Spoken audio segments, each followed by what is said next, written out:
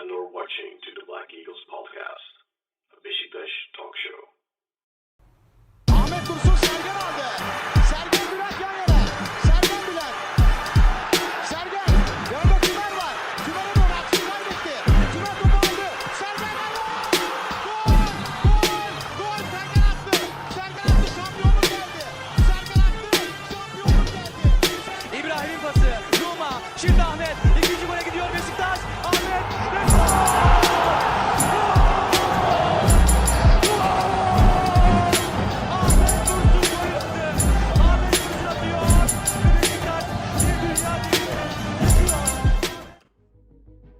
Hello, Black Eagles. Welcome back to the Black Eagles podcast. I'm joined today by my usual co-host, the one that's been with me since the very beginning of the podcast. Oh, how long ago, Sinan? 8 years ago. We started this podcast. I feel like it's probably more than that by now, no? I think we started in the second half of the 2017-18 season. I think.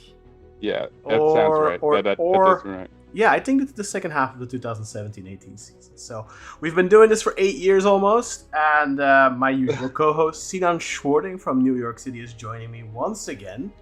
Sinan, a 1-0 win in the first leg of the third qualifying round of the UEFA Europa League against Hradec Králové. Ultimately a hard-fought victory because we were reduced to 10 men in the 72nd minute. It probably should have been, I mean, we'll talk about that in a little bit, but I feel like we were a little bit hard done by the referee, Vesnik is his name. I did not like his performance today. I think it was a very poor showing on his part. In Belgium, we call a referee like this a thuisfluiter. Nathalie, our commenter here, big Leandro Trossard fan who followed him all the way over to Beşiktaş now. She will understand what I'm saying with a thuisfluiter. That means basically a ref that favors the home side. I very much think that was the case here. But all in all, a dominant performance from Beşiktaş. Yes, the last 10 minutes maybe, including extra time, was a little bit surviving. Because obviously we were leading 1-0. We were down to 10 men. They had to come. And we relied a little bit on our very experienced and brilliant goalkeeper, Alexander Nubel. But a great win for us. Hang on. Yes? Hang on, Con. I feel like you got to give me a chance at least to try to pronounce Talschlager. Talschlager? Is that right? What? How do you say it? What's the word? Damn it. The ref. Thuisfluiter. Thuisfluiter. Yeah. Thuisfluiter? Thuisfluiter. Yeah, he was a total thuisfluiter. Yeah. We got to incorporate that into the lingo. All right. Yeah. He was a massive thuisfluiter for sure. But ultimately, the win, the result we wanted. Obviously, I think if you look at the game as a whole, maybe we should have scored a couple more. I think, in fact, we definitely should have. But all in all, you get an away win in the first leg. Makes your job a lot easier next week in Istanbul for the return. And I think we can say we have one leg in the playoffs at this point, right? Absolutely. No, I guess before we dive into the lineup and stats and all of that, first of all, it's nice to be here in high definition. It's just the two of us. I'm not like the plastic man over here. But yeah, this without Kartal here, I can't be the man who's perpetually on the fence and has to get pulled one way or the other between you guys whenever there's a dispute. So I have to come out with a hot take, and I suppose mine today will be that I feel like there's room for negativity if someone's really trying to push some agenda or look for holes. Because yes, there were negative aspects to today's match. But for me, all in all, there are way more positives to take from this than negative. Yeah. And I think I'll probably end up almost gushing by the end of this episode based on, the extent to which I really genuinely think that there are a lot of really, really nice things that we can kind of take into consideration here. And I guess to begin with, before we dive into the lineup, which is probably where we should start, let's just can you pull it up, Con? Actually, this is a perfect segue. Of course. Which of our starters would you say had a bad match today? And these numbers are telling. I would argue. That's my. I posed that question to you, Con, and to our audience. Feel free to hit us up. Who had a bad match today? I wouldn't say he had a bad match, but I can already tell you there's gonna be a shitstorm of criticism on Václav Černý online on Twitter. Oh yeah. On social media, including in our comments right now. I saw it already started, and I can't fault those people because I don't think he played a bad game necessarily. I think he had a couple of good moments. There was definitely that one moment in the second half where I think he had a really good pass for Okyungyu in the box. But I do think if you have a winger with a little bit more quality, a little bit more pace, I think he scores 2 goals today. And I think that we were saying something similar 2 weeks ago in the home game. And I definitely think he played better in the home game against Midtjylland than he did today. No disagreements on any of those points. So he had a bad day. Anyone else you can think of? I mean, Kassoum Ouattara, obviously, the red card. You've got to say it. Yeah.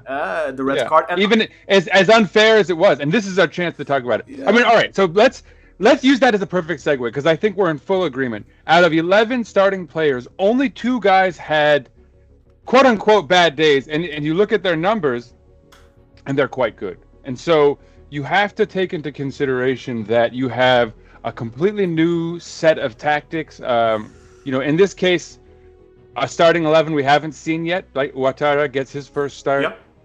Yep. I mean, all in all, what I'm seeing here is a bunch of guys who you look at their individual performances, and again, pull them up because this is our chance, I suppose, to do it. From the back line, obviously Nubel, flawless. Yeah. Is it safe to say he's been flawless since he arrived? I think it probably is safe to say that. I think you would be hard pressed not to, because the guy has kept 3 clean sheets in his first 3 games now. He's made today. 14 saves in 3 matches and conceded 0 goals. So I mean, what's the grade he gets here? It's a little small for me to see, but he gets the man of the match. You can see that from FOTMob. I'm gonna bring that up on my phone. I'll pull it in larger for myself. Yeah. He is given an 8.8. Yeah, and I think with the closing of the match where he was forced to make a couple of decent saves, I think that's fair, right? 8.8, yeah, absolutely, 8.8 for sure. Man of the match, which in part I think is a little. It doesn't fully reflect the game, I feel, because I do think that for 75% of this match we were the dominant side, and if one side deserved to win this game, it was Beşiktaş for sure.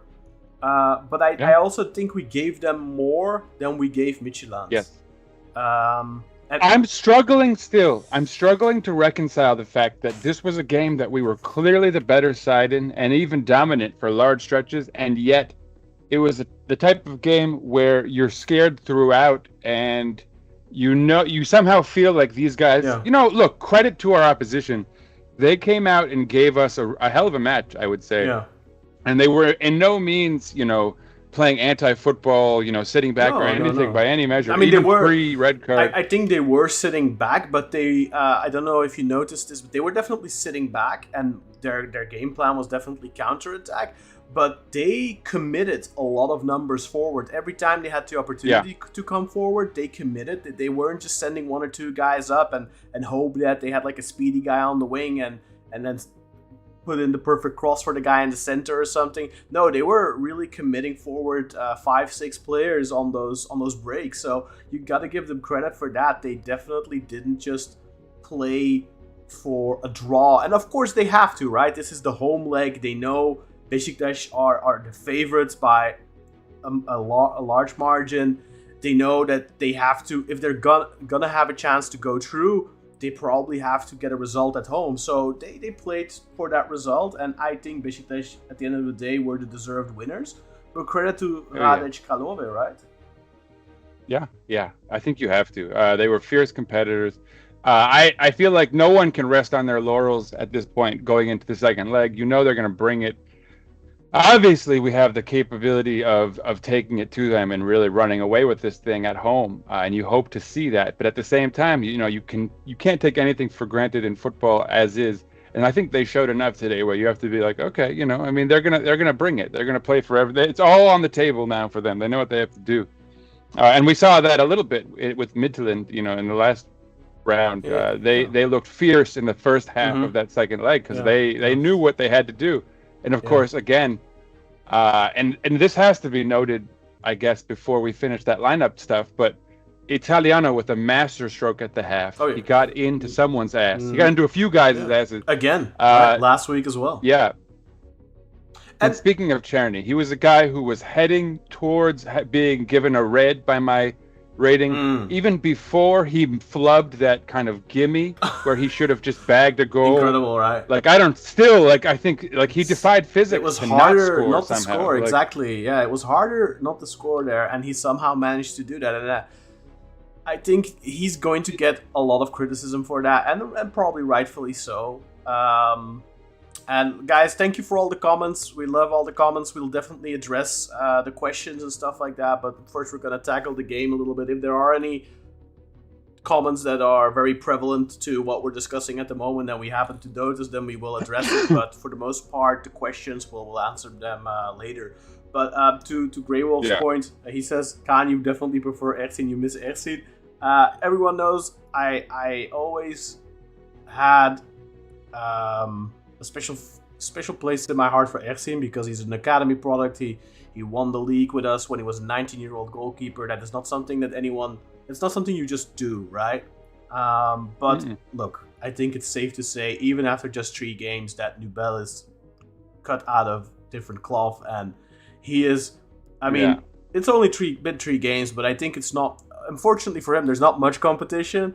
But I think it's safe to say that he's probably, other than Fabri, the best goalkeeper already in the last 2 decades for Beşiktaş. So it's only after 3 matches. So he made a fantastic debut.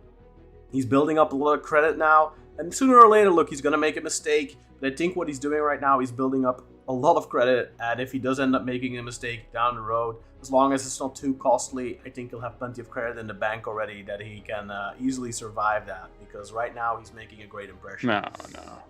But yeah, to get... Look, everyone knows, every player on planet Earth makes mistakes. And obviously, a goalkeeper gets put in the shop window a little bit more than most. But definitely. All the same, I mean, I'm gonna actually try to restrain myself and not get too carried away because I'm very bullish on Nubel at this point. But anyway, going through the lineup because we've talked about Nubel. I guess let's quickly start with the back line where Emirhan Topçu and Thiago Jallo are both in contention for man of the match, honestly, in my opinion. I have no problem with Nubel getting Jallo it. didn't jump out to me as he did in the Midtjylland games. I think I thought he was fantastic early on in this match. It's true that he sort of, I think Emirhan kind of sort of took over the back line in the second half of the match, and maybe a bit of the first half towards the end. But Jallo was monstrous for us in the very beginning.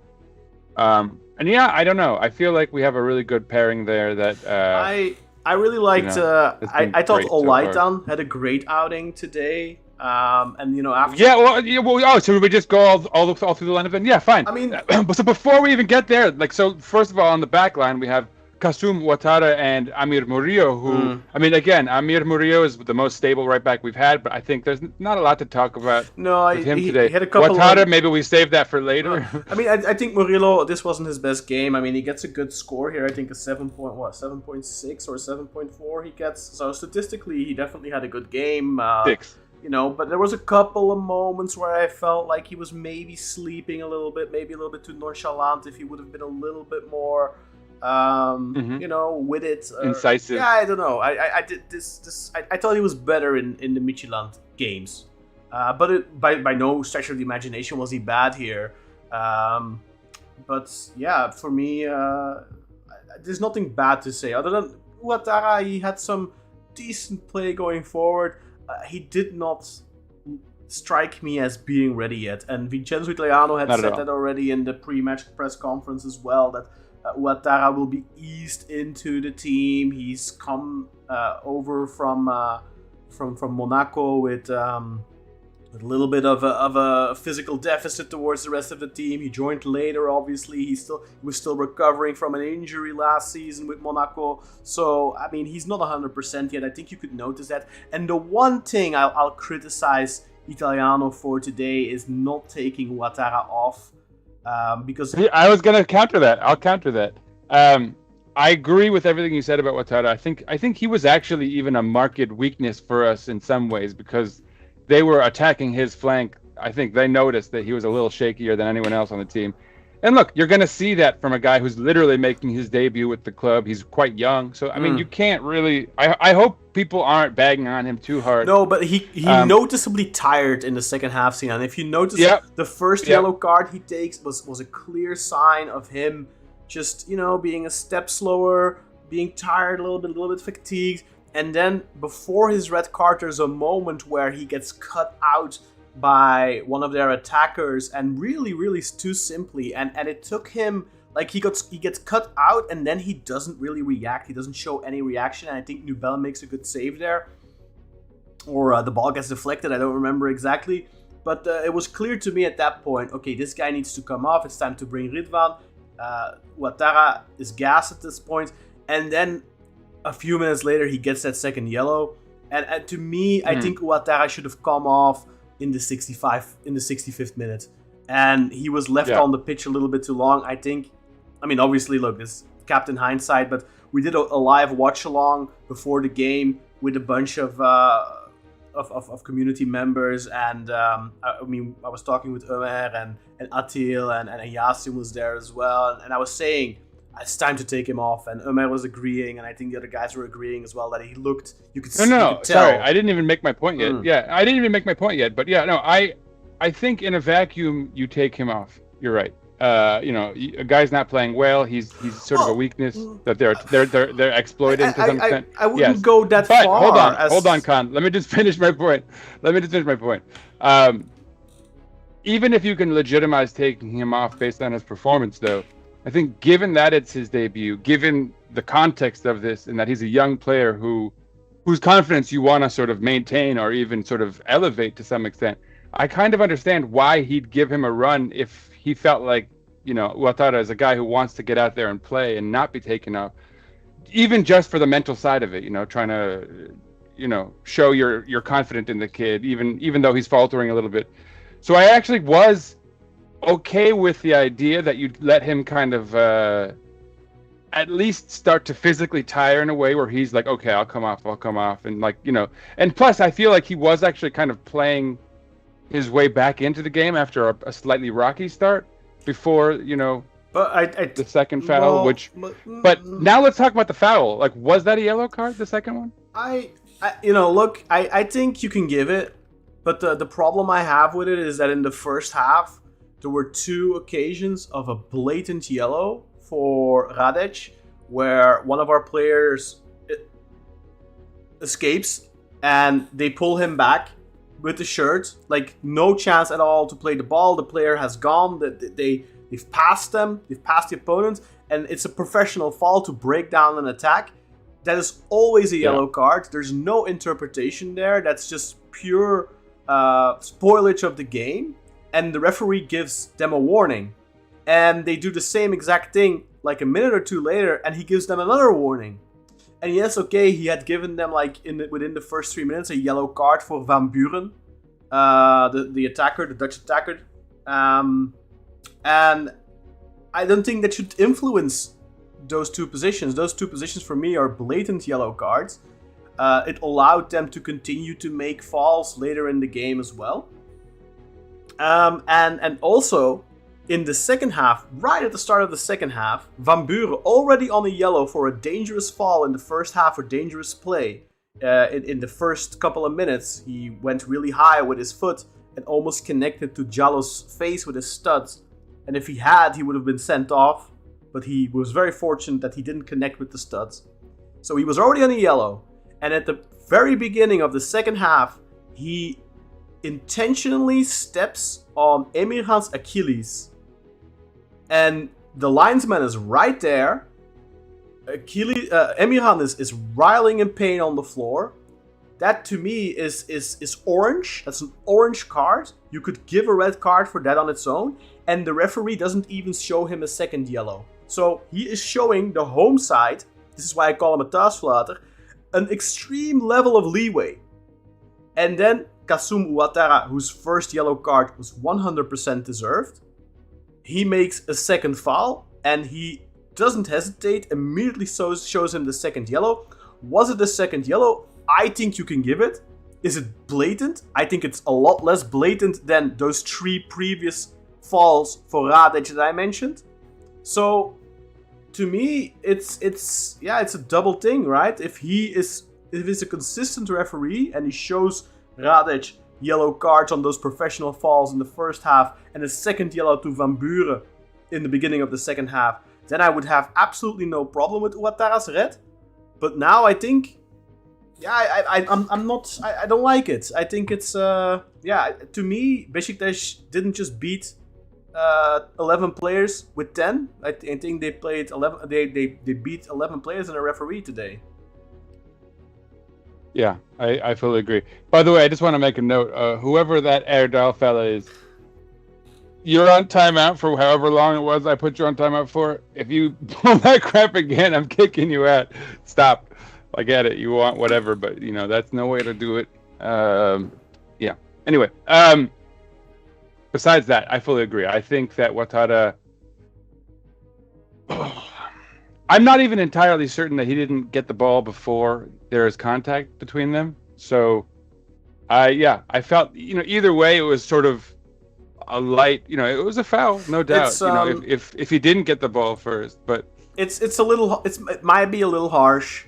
I don't have a big issue with it, but I take exception to the fact that Van Buren was allowed to stay on the pitch and that the other 2 players that should have gotten booked in the first half didn't get booked. I take exception to that, and to me that is the inconsistency. That to me shows that this referee, Vesnik, Romanian referee by the way, should not be allowed to officiate UEFA competitions. Because this is not a competent referee. And referees can make mistakes. But be consistent. That's all I have to say. And I think he was really bad. I feel like every 50-50 went Hradec's way, or at least 90% of the 50-50 positions. And then also some really blatant stuff went in favor of Hradec. I think Beşiktaş could have had a penalty for that position on Oh Hyun-gyu. But instead of giving a penalty, he gives him a yellow for simulation, even though in the replay it's clear that he gets touched. Does he go down willingly? Yeah, he does. He does. But I think that might have been a pen, yeah. I think I think you can give it. And at the very least, okay, you don't give it because it's not enough. That's fine. But then to add insult to injury and give a yellow card, call it simulation. That's it to was me. Not simulation. And I wonder whether or not there was a VAR here in the stadium, because I know that in the qualifiers of the Europa League, I believe, if I'm not mistaken, correct me if I'm wrong, chat, but I believe if the stadium that you play at, it does not have the capabilities for VAR, does not have the facilities, then both legs will be played without VAR. I know that's happened in the past. I don't know if that still applies now. I don't know if the Czech league has VAR, but I had the distinct feeling that there was no VAR here, because I think if there was, then I think Van Buren could have been sent off for both positions. I think both positions were potential red cards. I did not at any point notice the referee communicating with his earpiece with the VAR referee. So I don't know if there was a VAR here present. Because I think if there was... And you're talking about that kick to the face, right? Yeah. That's a potential red for me in the opening minutes. I think so. I thought and so. Then he does, and then he steps on Emirhan's Achilles tendon in the start of the second half. So at the start of both halves, Van Buren could have gotten sent off. At least I would have expected some visual communication with VAR, and there was none of that. So it makes me suspect that maybe this match was without VAR. This ref was soloing it. No, just Yeah, I think it does. I did feel that way. And I've heard some people talking about how they prefer some of these qualifying rounds because there's no VAR often. So I think that must be what they're referencing. So I guess that could well be the case here. It certainly did feel that way. I agree. Did this feel like did feel sorry as it reminded me a little bit of Dynamo Kiev all those years back when Andreas Beck got the ridiculous red card and they got a penalty and we were reduced to 10 men. Mm-hmm. It reminded me a little bit of that because I almost felt the same when Ouattara got sent off, and the fact that they were still with 11 men at that point gave me a similar feeling. Of course, the difference is that now we come away with a victory, and Well, yeah, and that's a good sort of segue to an important point here, which is that we went down a man and actually took the lead after that point and won, which is a thing we haven't seen in quite a while. Exactly. That's a great thing to see. And again, I sort of mentioned it earlier, but Italiano seeing what we were not doing well in the first half and having us come out in the second half as an almost different side, you have to commend that. Clearly, this is a guy who knows what he's doing when it comes to tactics. Yeah. And knows how to get the most out of his guys, and he did. I thought. You need a little bit of luck, right, Sinan? You need a bit of luck. But for him to, when we are down to 10 men, to say, hey, I'm going to put a second striker on, that's balls. That's showing some balls, man. I mean, look, he takes off Orkun because I think, Orkun was maybe a little tired. He puts Ndidi on for Orkun. Yeah. He puts Ridvan on for Ilhan. I thought Ilhan was good, Ilhan Fakılı. I thought he was better than Czerny. And then he put Semih on for Czerny. He doesn't put Rashica on, who scored the goal last week against Midtjylland. He put Semih on. And it's worth noting there was a bit of an optical illusion there because Rashica walked up to come on, and then because of the card, he actually brought Semih on instead. Yeah. But so I thought Rashica had come on and then was just a complete ghost. And I was like, well, so there's one guy who sucked. But it turns out he didn't even go out. He didn't even go. So fair enough. But it's also probably worth noting. We didn't even finish the lineup or the stats, but it's probably worth noting Orkun had probably his worst match of the season so far. Out of 3 matches. I think that's rough. I thought he was pretty decent, honestly. I mean, he. No. I mean, he's been the best player on the team in the previous 2, so it's not like he's probably like the 3rd best player today, which it's not a huge drop off. But. Yeah, I mean, he didn't quite bring it. I thought he was a little bit out of sorts. A lot of his passes were, quite hard. I don't know if you noticed that. Like, guys were struggling to control his long balls. There was almost a little frustration behind them, it felt like, but I don't know. It could be that they were just zeroing in on him. And again, whenever I've watched this team so far in all 3 of these matches, I've had to remind myself that we're doing this all without Leandro Trossard, who is going to make a huge difference, for this team. And again, they won't be able to zero in on Orkun in the way that they did today. No, and when they have a guy like Trossard on the other side, on the other flank. So and hopefully, hopefully we can add some more quality on the right wing as well. But we were talking about this during the live stream as well, during the watch along as well, Sinan. I mean, I really want. I think it's an absolute necessity for us to sign a starting quality right winger, but until we do, I think if Trossard is ready next week, I think you drop Czerny and you keep Ilhan on, and then you look on. Do you try Ilhan on the right? Do you start with Trossard on the right? I don't know, but yeah, for me, if you drop one player, it's Czerny right now from this 11. And I guess maybe Ouattara, but yeah. I mean, look, I agree. Ouattara for me, look, to get back to that point, the reason I say it was time to sub him off was not because I thought he was bad, but I think he was clearly fatigued at that point. He wasn't able to keep up with his opponent as he was initially in the first, 55, 60 minutes. And to me, it's just, this is a substitution because he's tired. And this was not a substitution because he was particularly bad or anything. I think it's reflected as well in his numbers that despite the red card, he still gets a 7.1 or a 7.2 from FODMAP. That's also telling something. Was he super sharp? I don't think so. But, like Italiano said, this is about easing him in a little bit. He's coming off of an injury. He doesn't need to play the full 90. I think it was clear today that he didn't have a full 90 in him. I think 60, 65 minutes was plenty for him today. And then you bring Ridvan back, and it's not because I think Ridvan is better. It's just because I think you need to ease him in. He's coming off of an injury, and yeah, you just need to be patient with a player like that. Don't burn him too quickly, You should have taken him off at the 60 or 65th minute, would have avoided that second yellow card. Of course, it's easy in hindsight. And then next week, you start him again, and you play him another 60 or 65 minutes, or maybe 70 or 75. I just think he was left on for 10 minutes too long, and unfortunately, it resulted in a red card.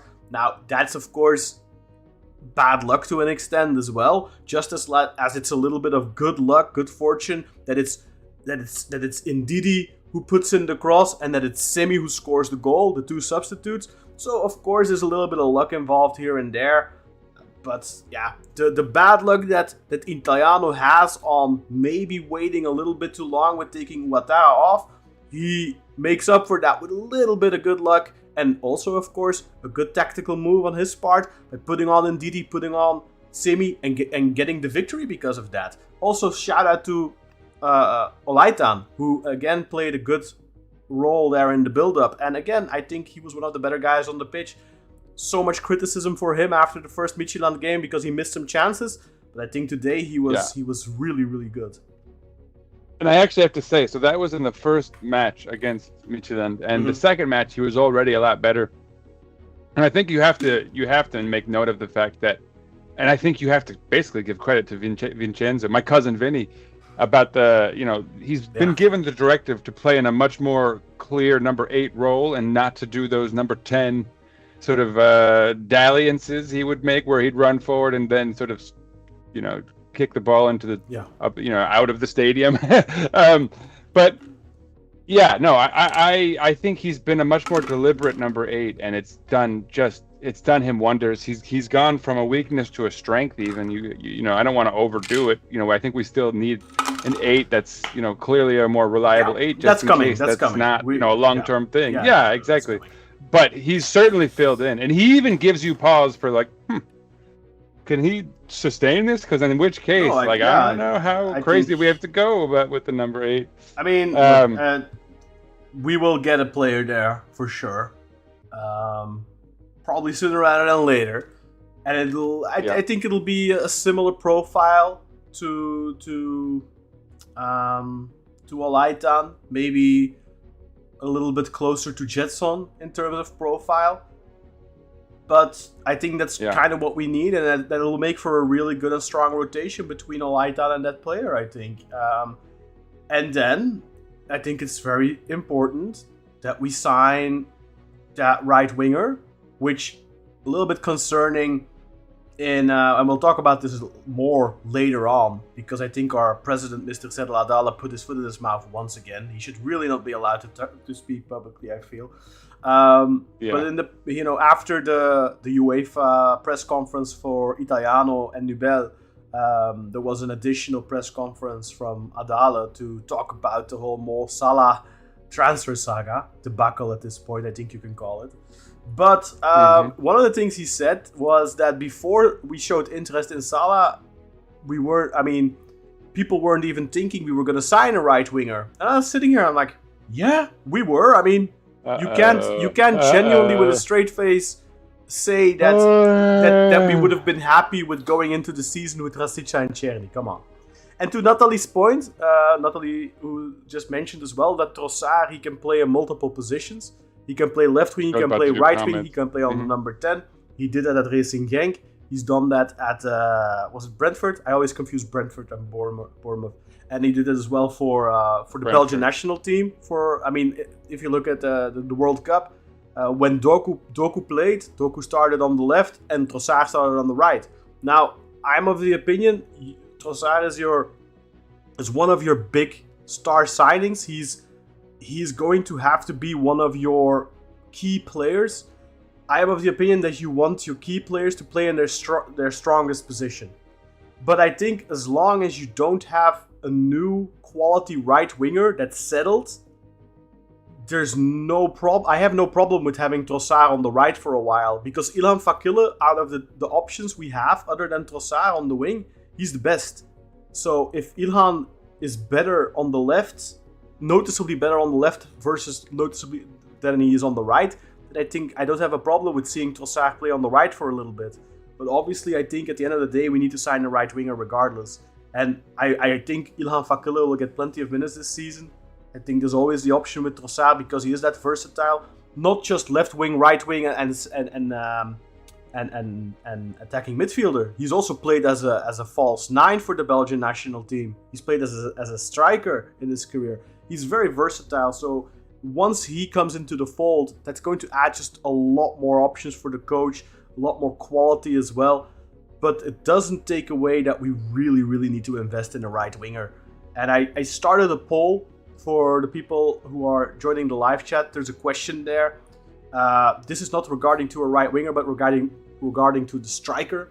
So obviously Beşiktaş are in the market for a striker this summer as well. Yeah. Now my question is, who do you prefer? Do you want Darwin Núñez, who Beşiktaş have been linked with? Do you want Dusan Vlahovic, who Beşiktaş have been linked with for the entire summer so far? Do you want Oh Hyun-gyu plus a backup option? Or are you happy with Oh Hyun-gyu and Semih Kılıçsoy? Because Semih scores the winner today. So let people go ahead and answer that poll. But Sinan, I'll pose that question to you. What in an ideal world, what is your option? One of those two guys I mentioned, Oh and a backup, Oh and Semih, or I'll add a fifth option, another striker. Not Dusan Vlahovic, not Darwin Núñez, but somebody else completely. I already voted for O and a backup. Okay. For me, okay. And I don't mean a backup like a clear. No, I understand. Yeah, like like somebody to vie for the position. But the thing is with exactly. Núñez, Someone to vie for the position, but also to offer something else, right? To not be a kind of back to the goal kind of guy, but more of a aerial threat, for example, or at least to sort of clearly functionally do something different, so that you have different reason to bring in the different guys. But yeah, no, I think O is good enough that you really want to develop him and play him, and see at this point how much money we can get from him. Right, because you can almost guarantee, like, if he has a good year this season, and certainly if he has two good seasons, we could make a lot of money off this guy. You've already heard rumors of Premier League sides sniffing, so we know there's a history there. I'm a little torn because I really like O. I really, really like O. And I thought he was really good today as well. I'm unlucky not to score, by the way. But that shot off the post. But I also think O is lacking something to be an elite striker right now. He doesn't have that aerial presence, which is a big deficiency for me in a striker. You need to be exceptional at everything else to make up for that. And I think he's really good, but I don't think he's exceptional at everything else. And the same thing is true for Semih. Semih, we likened him in the past to Sergio Aguero. That hasn't quite come to fruition, unfortunately.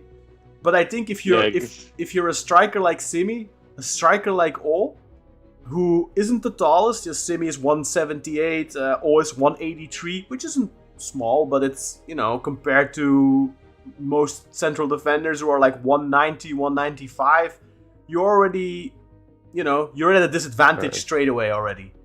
I also don't think that when he does connect with the ball with his head, I don't think he's the best header of the ball. Like, for example, Cenk Tosun, he was only 183, but he had a phenomenal header in him. He was a phenomenal aerial threat.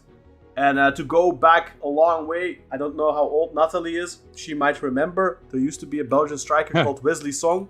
He was only 173, but the guy could jump 2 meters in the air, and he scored so many goals with his head. So you don't have to be tall to score headers. But I don't think either Semih or O are specialists by any stretch of the imagination.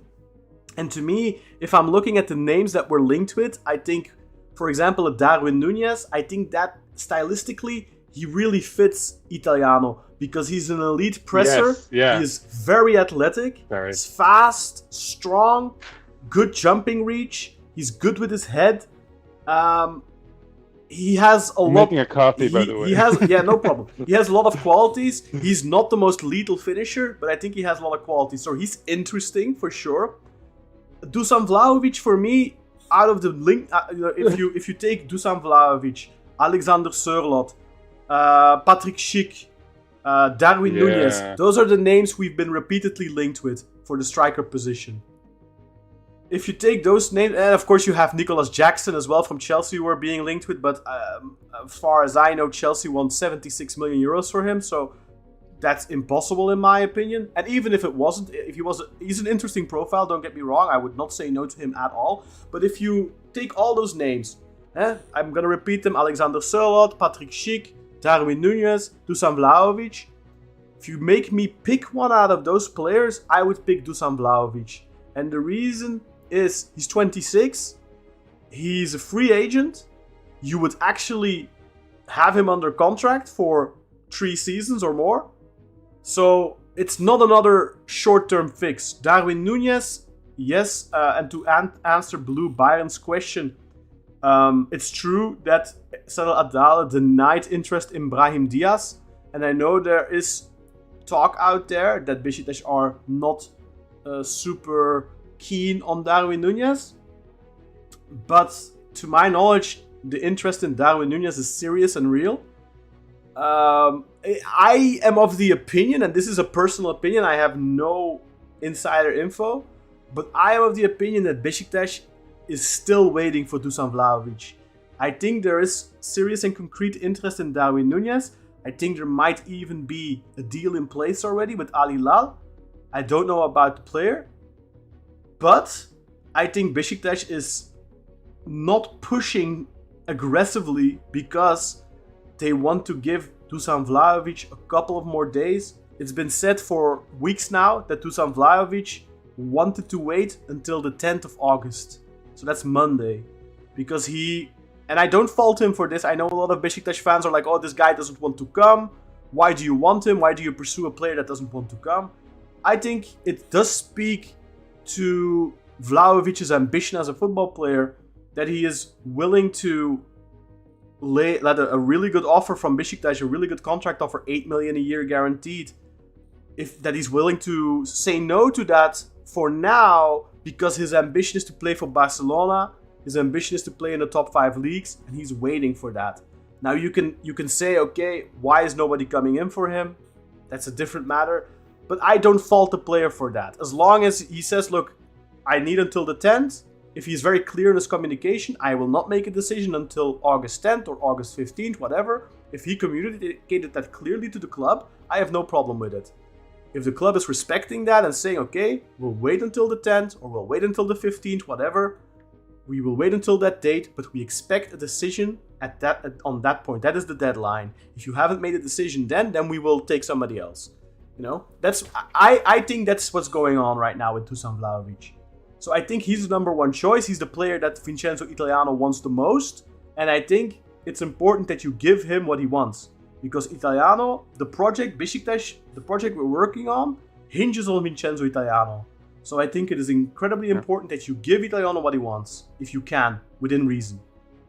And if Dusan Vlahovic is his top pick, and if he's okay with waiting, then I'm okay with waiting.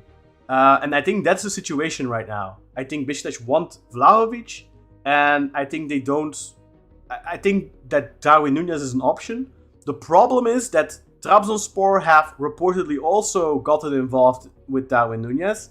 And of course, he has a good rapport with Mohamed Salah from his time at Liverpool, so that would make sense, I think. But I don't know.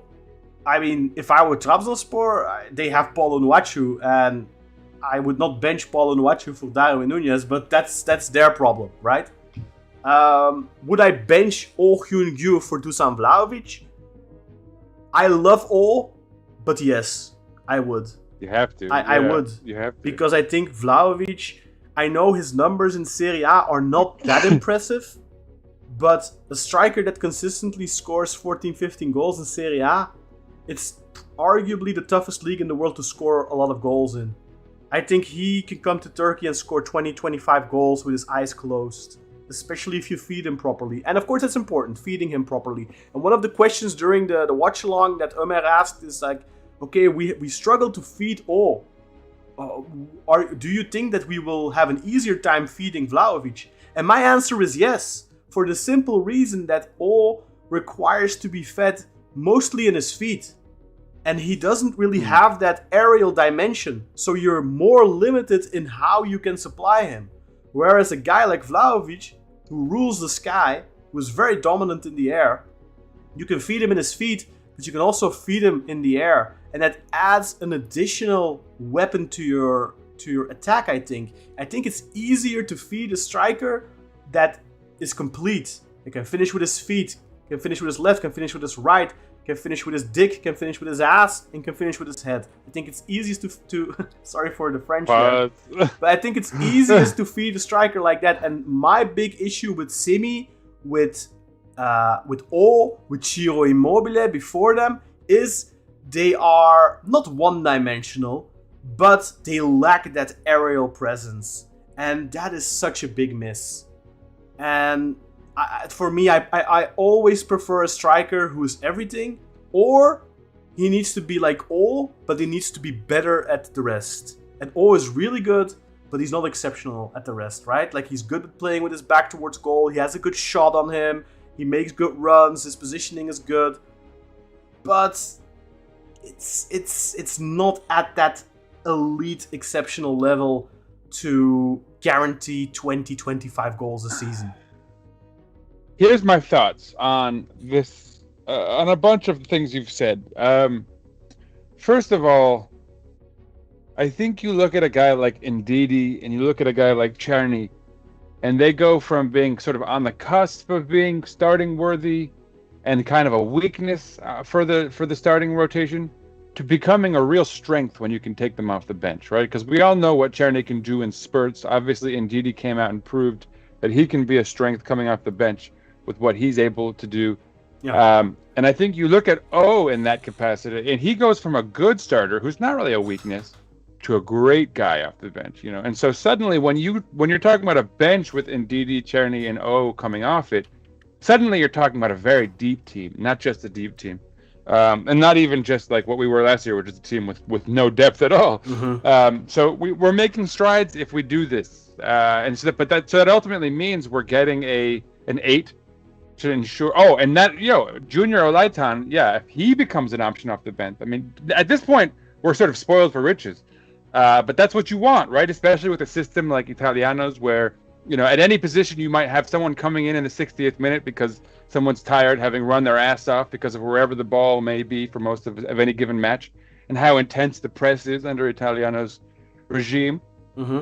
So, yes, I mean, I think these are things that kind of have to happen. We've talked about the need for this team to have depth, and I think to the extent that we've even been like, Kartal Kaiser represents real, progress as far as giving us depth, which was like at the beginning of last year. Now this year we're talking about these guys as potential depth options, and I think that's where we need to be. But so the question still remains: who is that 8 we bring in? Who is that striker? And I mean, all right, if we're really talking about putting O on the bench and bringing in like a heavy hitter up top, I think you have to go Vlahovic. Vlahovic is a year younger than Darwin Núñez as well, right? Yeah, he's 26 and Núñez is 27 right now. And that is, for me, the main reason I don't want Sørloth and I don't want Patrick Schick. I think Schick 2 years ago, or what was it? Was it 2 or 3 years ago when we had a deal for him for 15 million, but we signed Chio instead?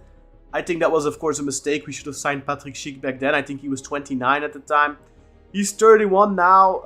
I'm sure he's still good, but I didn't watch him much at all other than at the World Cup. And I didn't think he was good at the World Cup. But look, the World Cup is different, right? Like, yeah, he needs service. So for me, I would not go for Patrick Schick, and I would not go for Sørloth, because Sørloth, I think a couple of years, like, if you could have signed Sørloth when he was 28, 29, that would have been great. But I think he's 31 too at this point. And then you have the option But Khan, you have to admit that there's a fun angle now, at least as far as Sørloth goes. For sure. But knowing Sørloth, he had one really lethal season in his career, and that was for Trabzonspor. And he's been good. Yeah. He's been good for Atletico, but he's obviously not great. Yeah. I mean, he's been good. Off the bench, he's been very good for them. But and also at the World Cup, you can see, and obviously, look, he was playing on the wing there, and that's not his. But what do you expect? They have Erling Haaland. But yeah, I don't know. Sørloth for me, he's gonna be very expensive. And I think if you, 25, 30 million euros, I don't like to see us pay that for a player in his 30s. And look, okay, Leandro Trossard was the exception. But also, I think you need to, Trossard is coming from an amazing season with Arsenal, Champions League final. Not the same. That's Premier not the League same. title winner.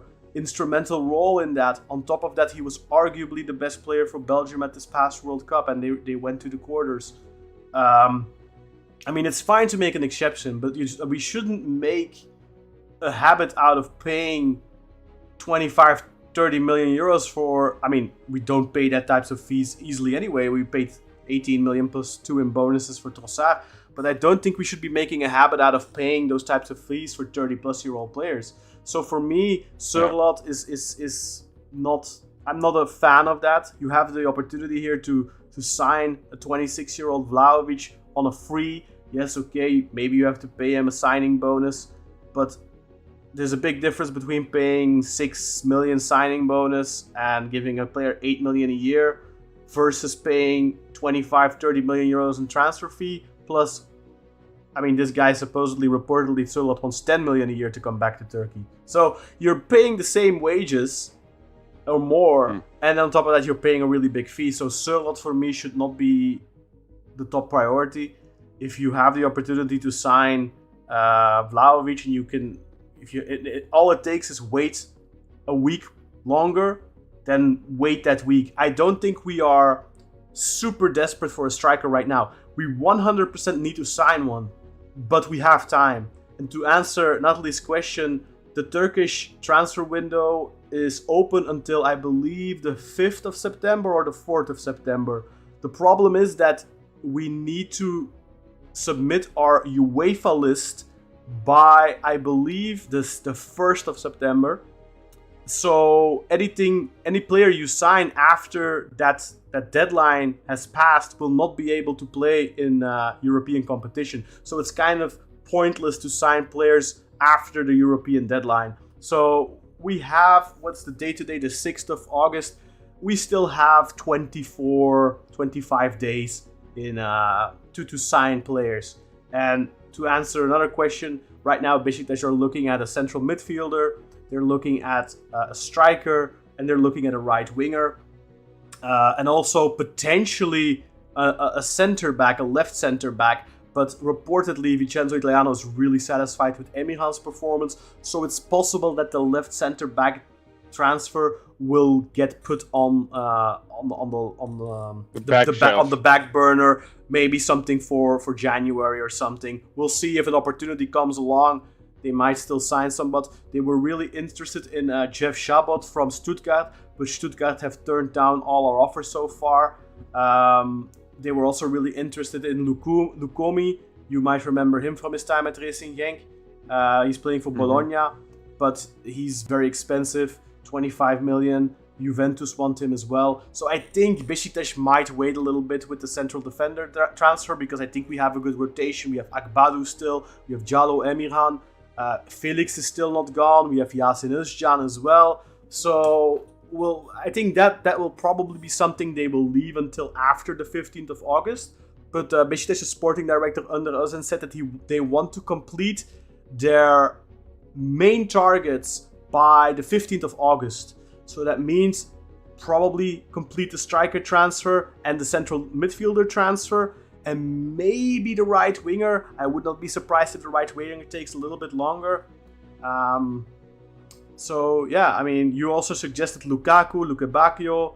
I'm a big fan of Lukaku, but I don't think that'll happen. The president already earlier in the window said that we're not interested in Lukaku. I don't know. I have a double feeling about that. I'm a big fan of Lukaku, but he's 33 years old. He's coming off of a bad injury. He's going to be very expensive. Napoli want reportedly 10 million euros for him. On top of that, he's a player who expects to earn between 8 and 10 million a year.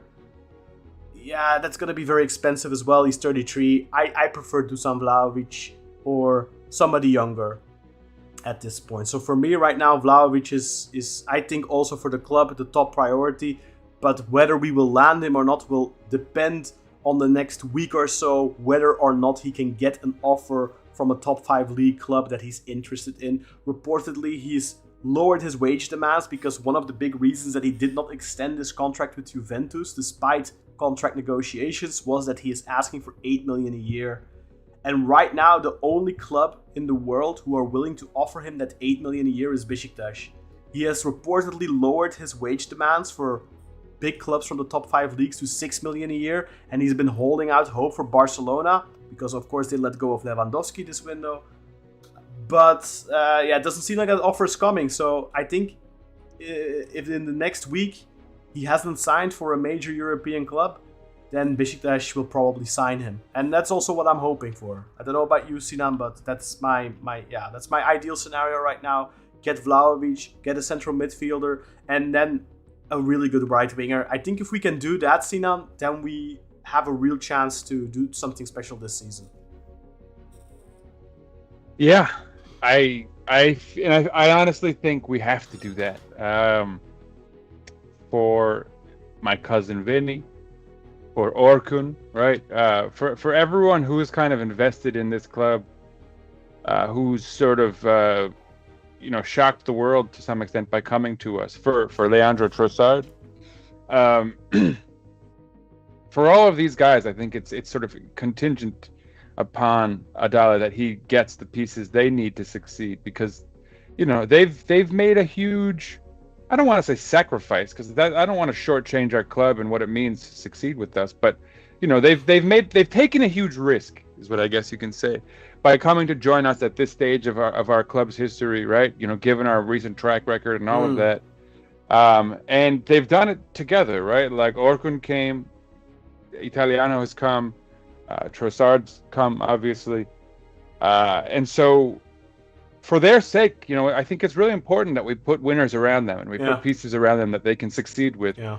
And I think, I would even argue, just hit it out of the park with 2 out of 3 of those, and if the third guy is like, good half the time and then tails off or whatever, I think we could still be competitive for a title. I think you have the most leeway on the central midfielder transfer, honestly. I think if you bring in, I agree. Like if you bring in like a 7 out of 10 central midfielder, I think you can get away with that, but I think you need an 8 out of 10 striker and an 8 out of 10 or 8 out of 10 winger. I think those are the 2 most important transfers.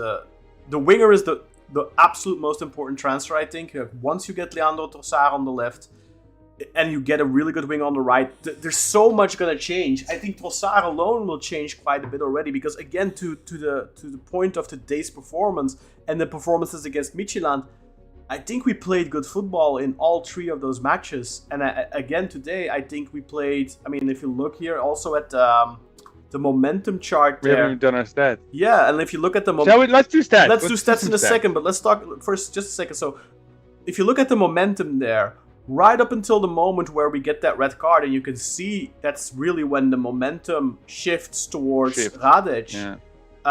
We dominated this game in terms of momentum, and there's a couple of small spikes here and there for Hradec, but for the most part, we really dominated the momentum in this game. And also, if you look at the stats, which Sinan, you can do now, we dominated this match in all facets. Despite being down a man for a pretty long chunk. So we had 52% of the ball to their 48. And that was with the next that was 70 plus. Like for first half, it was like 70 plus, and for large portions of the game, it was 60 plus. So Yeah, that, I mean, look at the momentum chart. You can tell, yeah, exactly. Yeah, they definitely they made up some ground. they made at up the end exactly. there, Yeah, for sure. yeah. But yeah, our XG was 2.33 to their 0.99. We had 22 shots to their 12, but only 5 on target to their 9, which, I mean, again, like Czerny's, how that didn't even force a save is the thing of science. But and other miracles for the other. But other than that one shot that Emirhan cleared off the line, Sinan, I don't think any of their shots were particularly good. No. I mean, Nubel made good saves, don't get me wrong, but they weren't crazy either, right? Like, he did what he had to do, and that's a great thing to have in a goalkeeper that saves what he should be saving. Yeah, well, and he came out and did some things that were exceptional.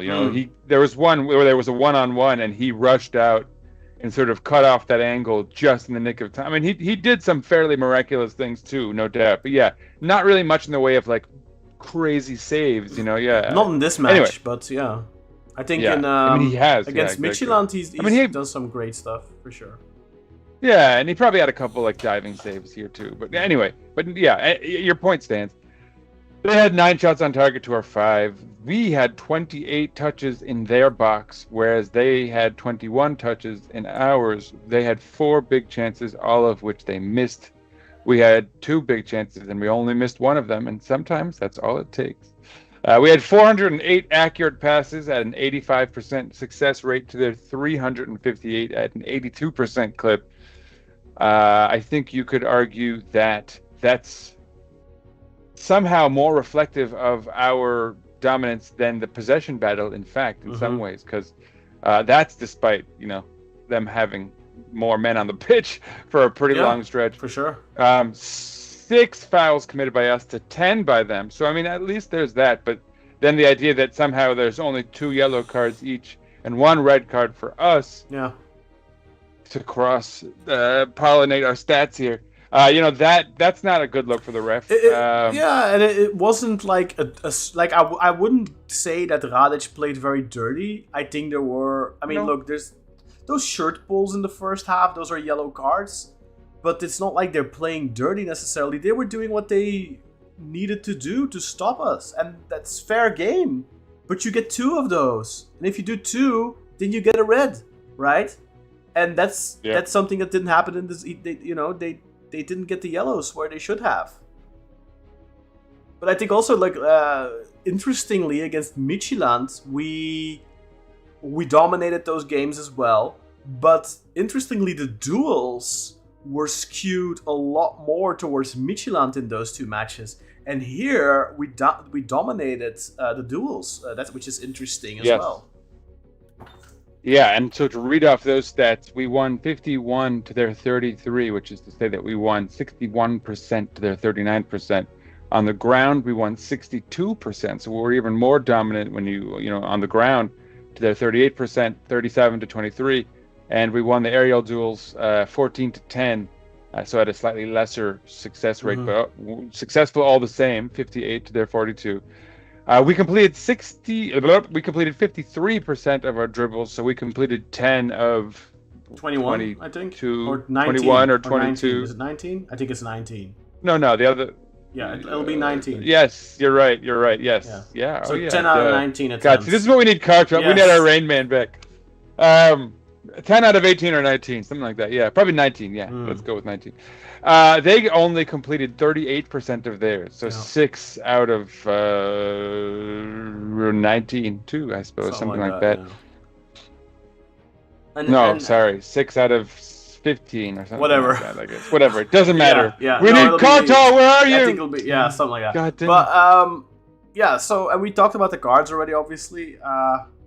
But it was a dominant performance, but I think this was a very good warning sign, because there's gonna be a lot of matches like this in the Super League as well, where we dominate games in a similar fashion, but if we don't score our chances, you leave yourself vulnerable and open to dropping points.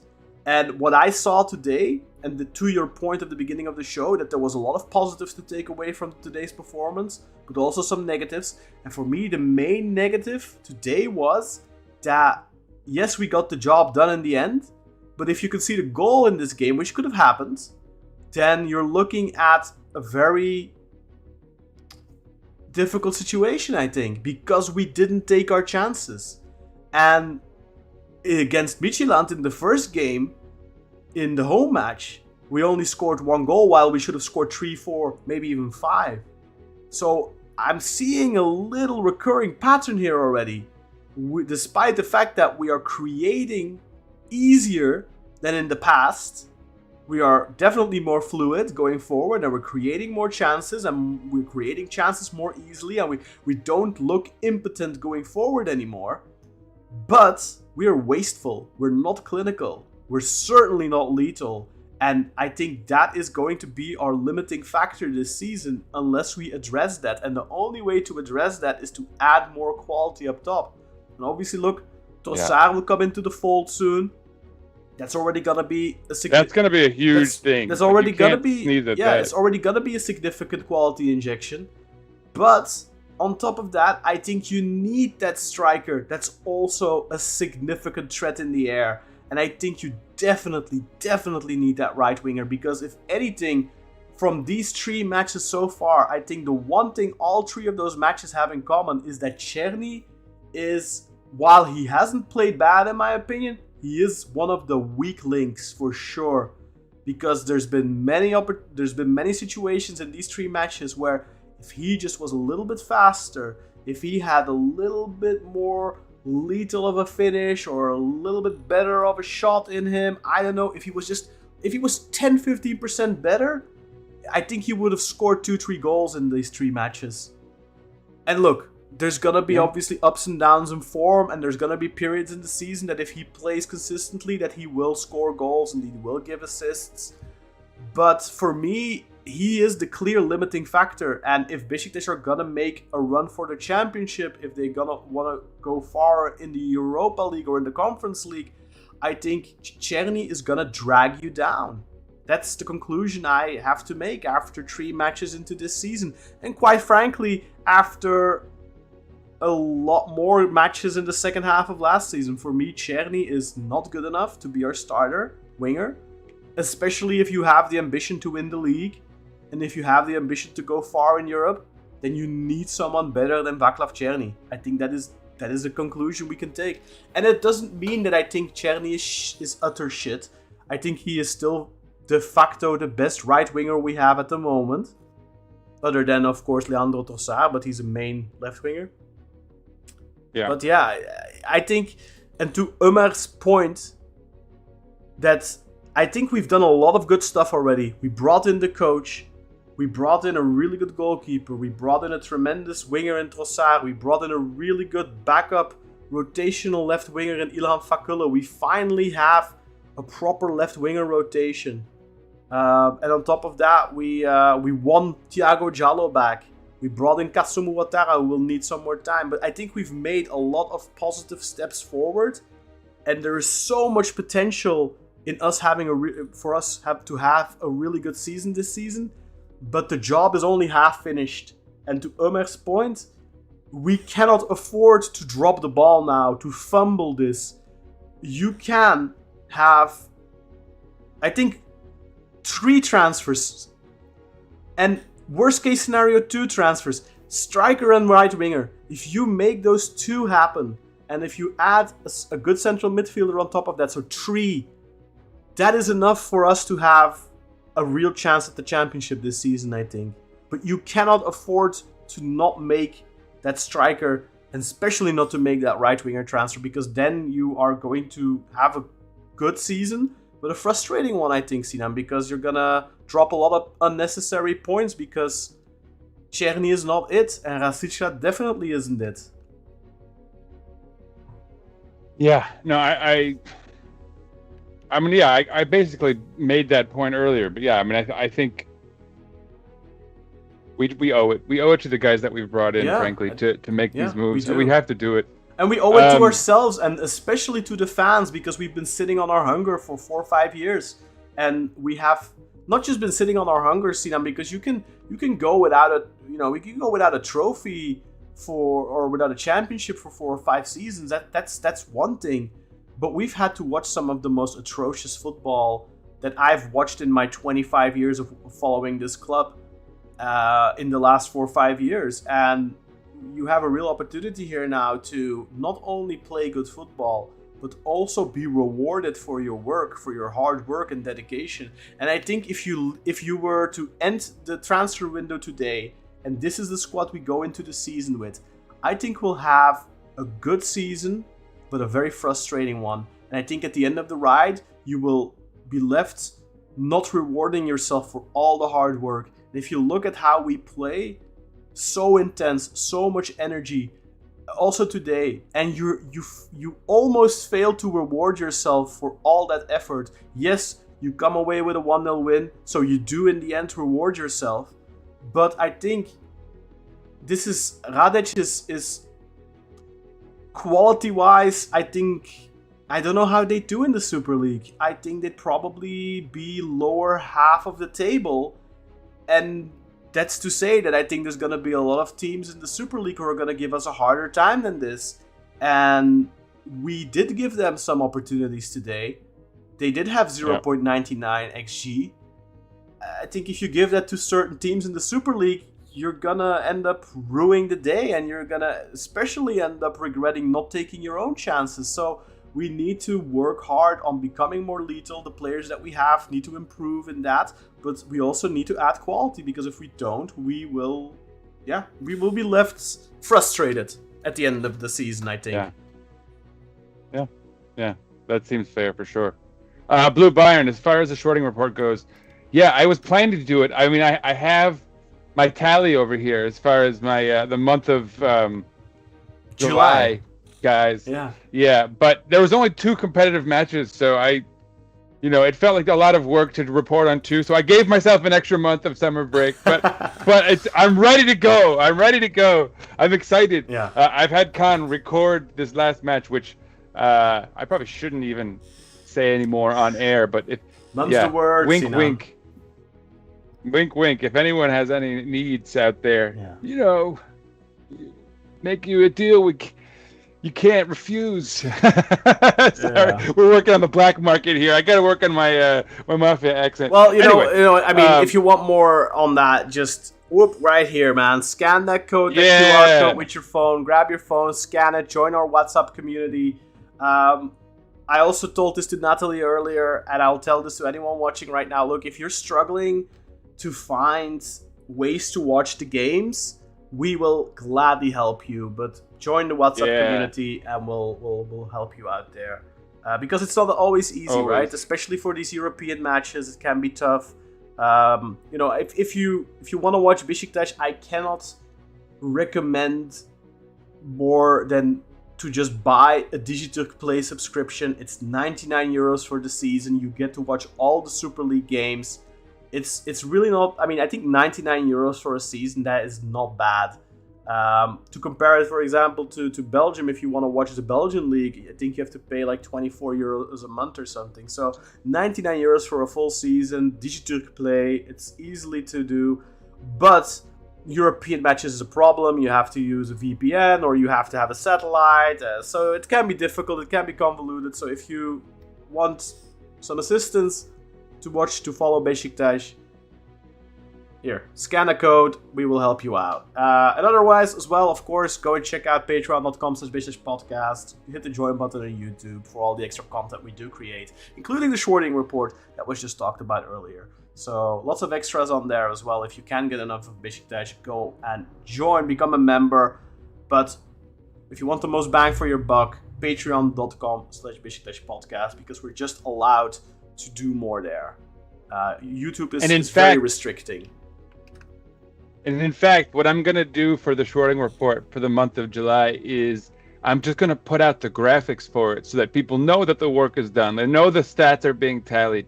And so it'll be truly a Patreon exclusive, because it's going to be just the graphics. I'm going to put up the early readings for the power rankings. And I mean, there won't be many surprises probably, although, I mean, I don't know. I actually felt like Oh Hyun-gyu was a little underserved by my rankings, but I guess to be fair, right? Like, for all of his effort, it's not like we've scored goals even though he hasn't been scoring them, right? Like he hasn't truly impacted matches as much as we know he can. So we're still sort of waiting for things to come together there. And to be fair, right, like Trossard, again, like that's the wild card in all of this. I think he's going to activate a lot of things we haven't seen yet. But no, I'm excited to be back to it. I'm excited to. I think it's be just tallying it's these also results. just harder, right? We played a really good team in Midtjylland, and today, I mean, he could have scored. He hit the bar. He's a little bit unlucky. You know, he isn't getting necessarily great service every game. Although I think Czerny had a really good ball for him today. He could have won a penalty today. With a little bit more luck, he scores 1-2 goals today, perhaps, but he's not been super lucky. I mean, I think he scored very easily when he arrived in January. Yeah, he probably overperformed on his XG a little bit. Now he's maybe overhead kicks. Now he's maybe underperforming it. I think it'll level out in the end. But like I said, I think especially in these European matches, having a different profile of a striker could be really useful. And regardless of whether we do end up getting a Vlahovic or somebody of that profile, I think it's very important that we do get that tall, strong in the air striker, because both O and Semih are not aerial threats. So we need a third different profile. But we've barely talked about this now, Sinan, and I think it is very important that we do talk about this. Semih Kılıçsoy scores the all-important winning goal today, and he comes off the bench, and we talked about this already. Italiano shows some real balls there, shows some real confidence and some bravado by bringing on a second striker when we're down to 10 men, and it almost immediately pays off because both the substitutes Ndidi and Semih basically combine to create that goal. And yeah, how important is that goal for Semih to maybe relaunch his career? I think that's a weird thing to say at barely 21, but he needs that relaunch, and maybe this will be the start of something. What do you think? I don't want to. I mean, I hope that Nasser is watching, our Nostradamus back there, but there was something in the air. I don't know what it was, you know, like sometimes you get those like images where something's happening on the pitch and there's like a lot happening in the background and the camera focuses in on a single guy, especially like coming onto the pitch or whatever it might be. And there's a kind of artistic quality about the image. And it just kind of, I don't know, the moment Semih lined up to come onto the pitch, my mind kind of got to racing and I thought, oh God, this would be, how perfect would this be for a guy like Semih? Like right now, because, you know, we've written him off after having such hopes for this kid for so long, actually, right? We gave him the benefit of the doubt for a while when he probably wasn't earning it. For sure. But, you know, you saw him coming out there and you know that this system, frankly, like you think of a guy like Semih who doesn't quite have a natural position, who could be a striker, or, you know, he had a spell as a winger, who's always sort of been between positions. It's almost the ideal candidate for a Vincenzo Italiano type system. So you're kind of thinking, you know, maybe this could work, you know, if someone really bought into him. But then you're like, oh, has he earned that? Has he earned that? We were all eager to see a backup striker come in. But anyway, sure enough, the kid lines up to come onto the pitch, gets out there, scores what's frankly like a pretty good goal, I think, when you look at it. Sure, good striker goal. Poacher, kind of poacher's instinct. Exactly. By the way, shouts to Cartal out there. Good to see you tuning in. He made a good point. Yes, this was on TV 100, which was like slightly more accessible to folks who were on Digiturk. The next matches, the league stage games, if I'm not mistaken, correct me if I'm wrong, I think TRT still holds the right, so that means that you can watch all the other European matches using the Tabi app, which is the TRT live streaming app. Oops, that's the wrong screen. The TRT live streaming app, similar to VRT Max in Belgium, or I don't know, I think Sky Sports and BBC, they all have, BBC One, I think they have their app and stuff like that. So you can watch it on the Tabi app or on the Tabi website. However, the European games will be geo-blocked, so you would have to use a VPN. And not all VPNs are created equally, I'll just say that much. But again, that's that kind of stuff we can help you out with that in the WhatsApp community. So if you need info, but it's true. Yeah, this game was on TV 100. So if you have Digiturk Play, TV 100 is on it, and it wasn't geo-blocked. But TRT tend to be a little bit more diligent, and I think maybe it's because it's the qualifiers. Maybe they're not obligated to geo-block. But I think league stages, because league stages usually are picked up by national TV broadcasters, whereas qualifiers aren't. But the league stages are a package, and usually a local broadcaster buys that package. So that's why TRT has to geo-block, because they hold the rights to that package in Turkey, but not in Belgium, not in Germany, not in Holland. There's different right holders there, so they have to geo-block.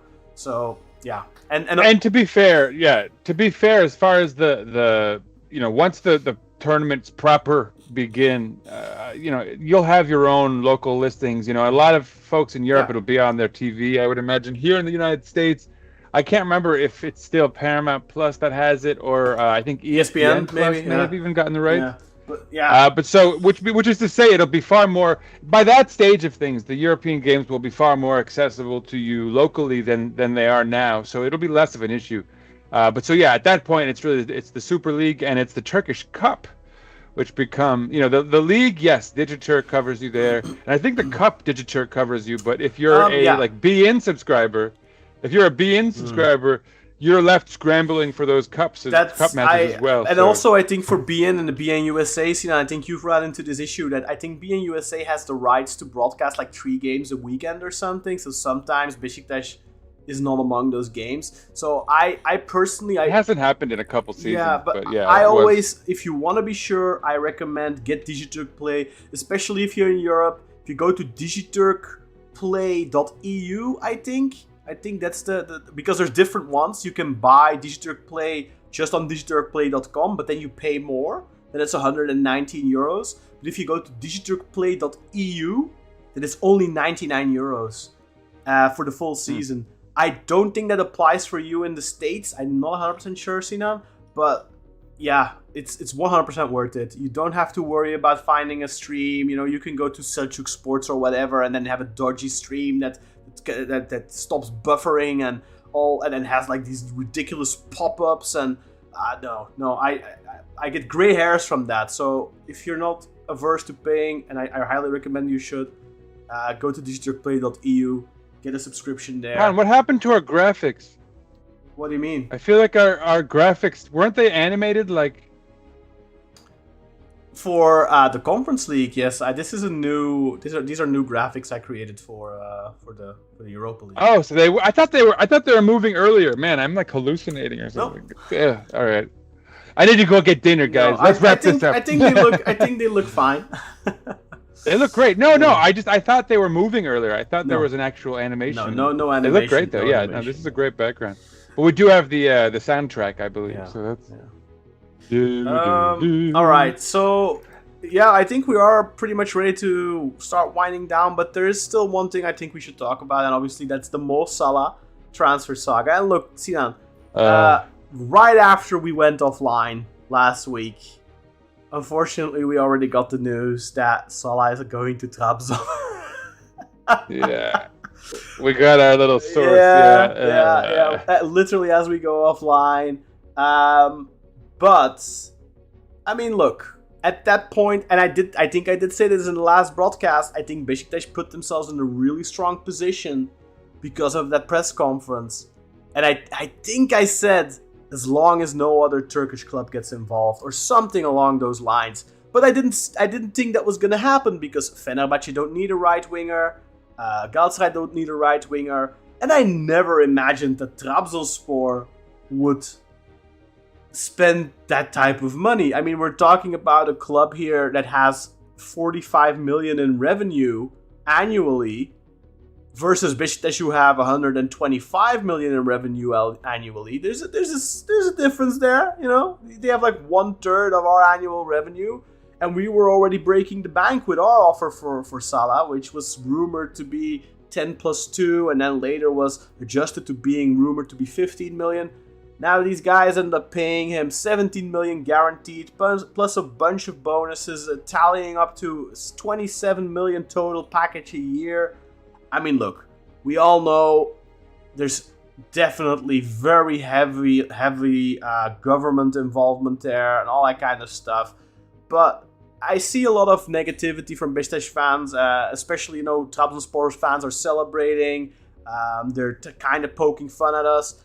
And, I'm personally, I don't know what your opinion on it is, Sinan, but personally, I'm like, let them have their day in the sun, man. This is like the biggest look, it would have been the biggest transfer in our history. But we've had Mario Gomez, we've had Ricardo Quaresma, Pepe, Dembaba, a lot of really big players, Leandro Trossard now. Trabzonspor have had Marek Hamsik, and like that's it in their history. This is so big for them. I congratulate them, man. Like, I think it's great for the league to see Mo Salah in the league. I would have preferred to see him in a Beşiktaş shirt, 100%. But I think it's important that we set our boundaries as a club. I think we said we will go this far, no further, because it will damage our club's financial stability. We can't do more than this. So,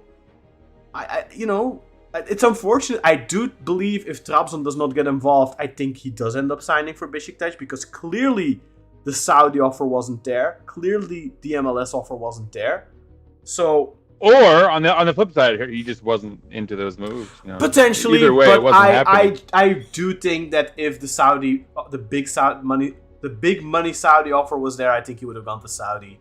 And I think I said that last week. I said it 2 weeks ago that the Saudi clubs weren't biting, and that's why Beşiktaş have a chance. I said it 2 weeks ago, and I repeated it last week. And yes, there were rumors about Al Ittihad making a last grasp attempt, but at the end of the day, it didn't come to fruition.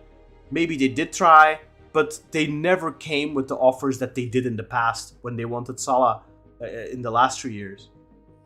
So I do think if Trabzon does not stick their nose in this, then I think we are probably the ones left celebrating right now. But, at the end of the day, it didn't happen. I think it's a shame, but also I don't think Salah was going into this transfer window. Salah was not a must for us. Yes, we definitely need a reinforcement on the right wing, but I'd be perfectly happy with a Ricardo Orsolini or something, just to give an example. I'd be perfectly happy with that, or a young up-and-coming player, whatever.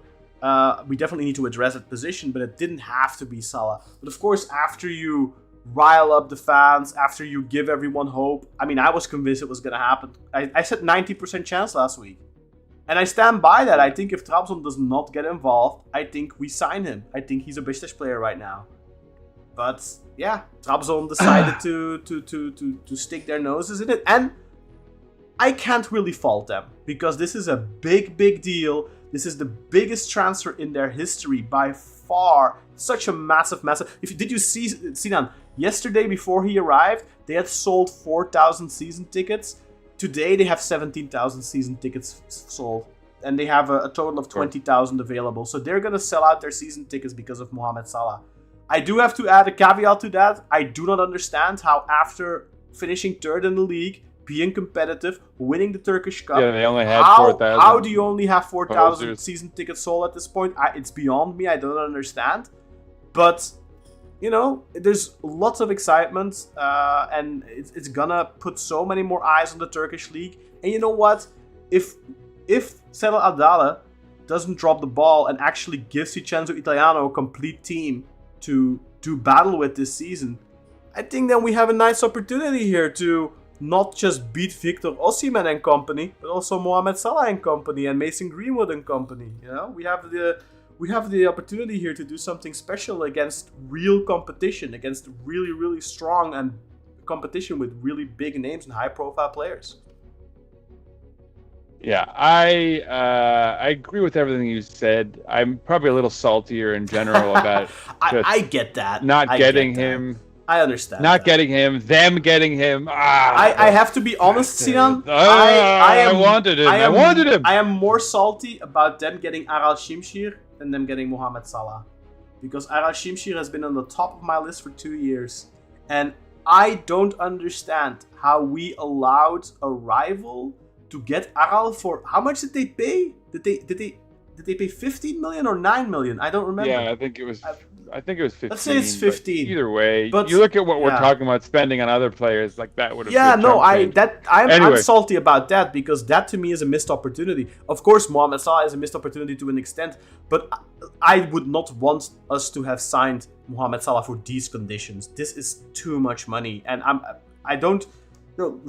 It's fine. Trabzon, they will have backing from the AK party without a doubt. Trabzon is a fortress for the AK party. All the politicians in Trabzon are AKP members, so there's a lot of political backing there, and I'm sure that lots of this will be covered. And the fact of the matter is, some Beşiktaş fans now are criticizing Adal and saying, look, if Trabzon can get this done, if can get these sponsorships, why can't Serdar Adalı get that done? Why can't Serdar Adalı get these sponsorships? And I think the easy explanation is Beşiktaş are a very leftist club, and we all know that our fans are considered, not all of them obviously, but a very big influential part of our fandom is considered leftist, and that goes against the grain of the Turkish political climate. They don't like Beşiktaş. They never have. And yes, of course, you need to cozy up to them to get stuff done, like Dikilitaş, like getting our stadium built. So yes, our president has, and our other previous presidents have, at moments had to cozy up to the AK party. To get anything done in this country, you have to do that. But at the end of the day, Beşiktaş is Beşiktaş.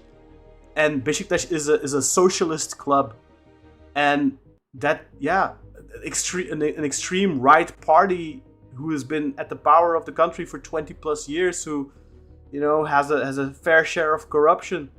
Yeah, they're going to give you things like help you out with Dikilitaş, but they benefited from it themselves. They are involved. They have their fingers in the cookie jar, right? And I'm not saying that if Mohamed Salah came to Beşiktaş, that would be great for Turkey, because, advertisement, all that kind of stuff, relationships with Egypt, whatever, sponsorship opportunities for Turkish Airlines and for other companies that are affiliated with the government. But, of course, they will do an extra effort for a club that is true their values socio-economically, So, I mean, I do not believe it is possible for Beşiktaş to ever get that type of deal done with the government. I don't think it's possible. Our identity is too left. And at the end of the day, they'll do things for us here and there because they have to, because we're one of the biggest clubs in the country, and they can't afford to be seen as deliberately sabotaging us, because that will cost them votes. Because a lot of Beşiktaş fans are not leftist and are potentially voters for the AK party. And if it is perceived that the AK party are deliberately working against Beşiktaş, if they lay it on too thick, then they will lose votes, so they know that. But on the other end of the spectrum, they're also not going to go above and beyond for us. And for Trabzon they will. And for Galatasaray they will. But not for Beşiktaş. And I think you can criticize Serdar Adalı for a lot of things, including, once again, putting his foot in his mouth and being very salty in the press conference. And I am of the opinion that going forward, only Under Özen should be allowed to speak. And Adalı should not be allowed to speak in these types of situations ever again, because he embarrasses the club.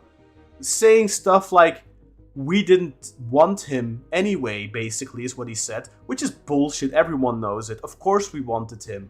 What is a proper spokesperson for the club would have said, of course we wanted him, but we had put a budget for this transfer. We could not agree on that budget, and we made it clear we will not go further than this. This is the maximum we can go, and we made our final offer over a week ago, and we walked away from the negotiation table. So it was our decision to walk away. He didn't reject us. We just didn't up our offer. And if you look at the money that ultimately Trabzon ended up paying him, they added a lot more on top to persuade him to come to Trabzon. And if you look at the week leading up to it happening as well, Sinan, so much pressure being put on Beşiktaş by his agent Abbas in the media, pushing this out because people were saying, oh, look how professional Trabzon is, it didn't leak. What are you talking about, it didn't leak? It leaked over a week ago. It doesn't mean because the president denies it 3 times that it didn't leak, which also clearly proves that it's not the club side who's leaking this.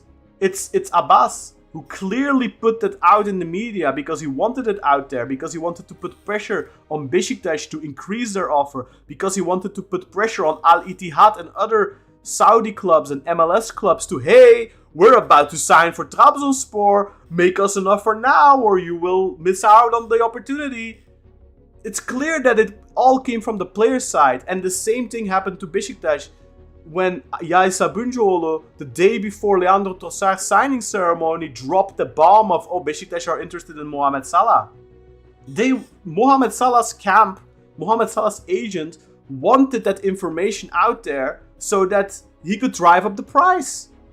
And it didn't work. Beşiktaş didn't buy it. Beşiktaş said, no, we had an agreement and we made you our best possible offer. If we give you more than this, it will harm our club financially. We can't do it. This is the line in the sand. We drew it and we walked away. And a week later, Trabzonspor signed him. Congratulations to Trabzonspor. But let's not frame this like a transfer çalım, like a hijack, because it's not. Because Beşiktaş didn't talk to the player side for a week. Didn't make an improved offer. They could have. Yeah. And I am 100% convinced that if Beşiktaş had matched this offer, he would be playing for Beşiktaş right now. Oh, yeah. Because clearly... we probably could have even lowballed it a little bit and still won him if we're honest, right? If we would have the given... gap was too great. They are giving him 17 million guaranteed. They are giving him additional, I think 5 million in managerial fees. So that's 22 million already. I don't know if that's annually or what. So the cap statement by Trabzonspor is 10 million guaranteed wage, 7 million signing bonus. But that 7 million signing bonus, Sinan, paid twice, this season and next season. So in essence, 17 million guaranteed. On top of that, 20% of all Salah merchandise domestically, 100% of all Salah merchandise internationally, manager fees, all that kind of stuff. I have it on good authority. Total package 27 million plus all the merch, because that is obviously calculated at the end, not in the beginning. So he's gonna make 60 million euros off of Trabzonspor. Beşiktaş's offer was 20 million lower than that. Total package was 40 million. Yeah. So, yeah. Do I blame him for going to Trabzon? No, of course not. He got a much better offer there. And I want to say, because there's some people out there questioning this now. Oh, he's chose the money. Yes, he chose the best offer. But I'm a big Beşiktaş fan. Everyone knows that. I love Beşiktaş. I think Beşiktaş is a bigger club than Trabzon. But going to Trabzon is not going to Saudi Arabia. It's not going to the MLS. Going to Trabzon is still going to a big club in Turkey, a club that has an opportunity to challenge for the championship. They showed that last season already. They improved their squad compared to last season, arguably.